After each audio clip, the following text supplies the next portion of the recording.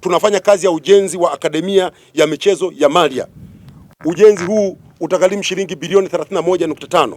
Hivi ninavyozungumza nanyi kazi imefika 50%, kazi ile inaendelea. Tutakuwa na kituo ambacho kitatoa fursa kwa wakazi wa kanda ya Ziwa na nchi nzima kwa ujumla. Lakini kipaumbele ni hapa kanda ya Ziwa, kuonesha vipaji vyao katika michezo ili viweze kuendelezwa. Ndugu zangu waandishi wa habari wa Mwanza, michezo ni biashara, michezo ni uchumi, michezo ni ajira. Kwa hiyo na sisi tunayo maelekezo ya Mheshimiwa Dkt. Samia Suluhu Hassan tuhakikishe tunajenga miundombinu ya michezo nchi nzima. Tumeanza pale Malia, tunatambua kwamba halmashauri ya jiji la Mwanza wametupatia eneo pale Ilemela.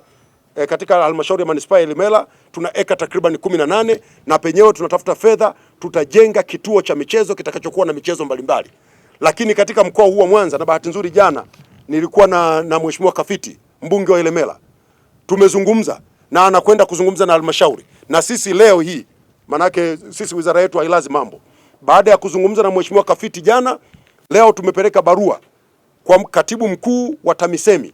Tunataka kuomba ekari 1000 kutoka halmashauri ya manispaa ya Ilemela. Mpango wetu hili liwe eneo maalum ambalo tutatafuta fedha tujenge eneo changamani la michezo.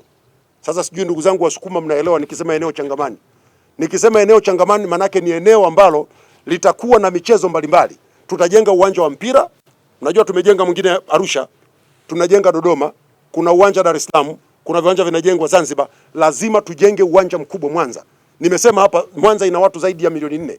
Kwa hiyo uwanja tutakaojenga Mwanza ni mkubwa kuliko hata viwanja vilivyoko Arusha na Dodoma.